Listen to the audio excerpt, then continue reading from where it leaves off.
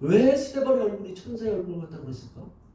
여기 기록한 누가가 보니 아니면 사도들이 보니까 사도들이 그렇게 잡혀가서 끌려간 것을 어떻게 되나 쳐다보고 어떻게 저를 빼내야 되지 이렇게 본 것이 아니라 그 공회에 앉아있는 사람들이라고 분명히 말씀을 하고 있어요.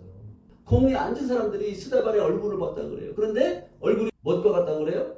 천사의 얼굴과 같다 이렇게 말씀하고 있어요. 천사의 얼굴 같다는 여기에 핵심이 있는 거예요. 천사는 히브리어로 말라크라는 말이에요. 말라크는 사자라고도 번역돼요. 하나님 말씀을 받아서 전하는 존재를 말라크라고 해요. 천사의 얼굴 같다는 이 말씀은 하나님의 말씀을 받아서 올바르게 전했다. 그 틀림이 없다.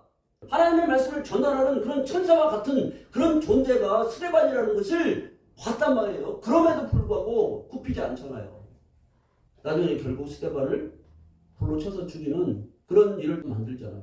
사람의 잘못된 어떤 생각을 가지고 있고 잘못된 신앙을 가지고 있는 사람들이 얼마나 완고한지를 보여주는 거예요. 완고함을 넘어서서 완악함을 보여주는 거예요.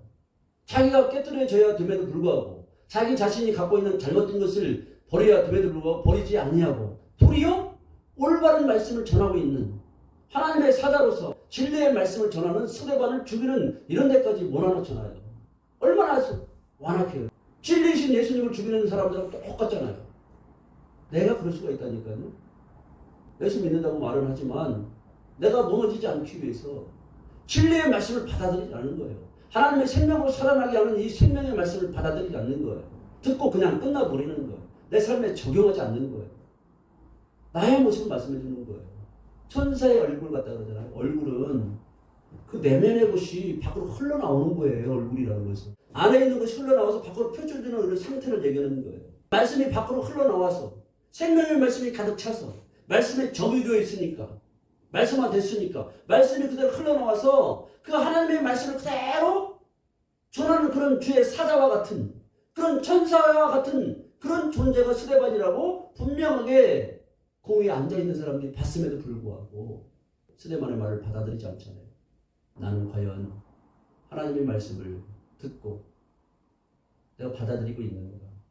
잘못된 신앙을 가지고 있는데 변절된 신앙을 가지고 있는데 그것이 옳다고 우기고 있지는 않은지 진리의 말씀을 받아들이지 않고 도리어 진리의 말씀을 폐하고 있지는 않은지 내가 무너지지 않기 위해서 그렇게 살아가고 있지 않은지 오늘은 나 자신을 생각해보는 그런 시간이 되겠으면 좋겠습니다. 시청해주셔서 감사합니다. 구독과 좋아요, 공유는 복음을 확장하는 통로입니다. 함께 전파 선교사가 되어주세요.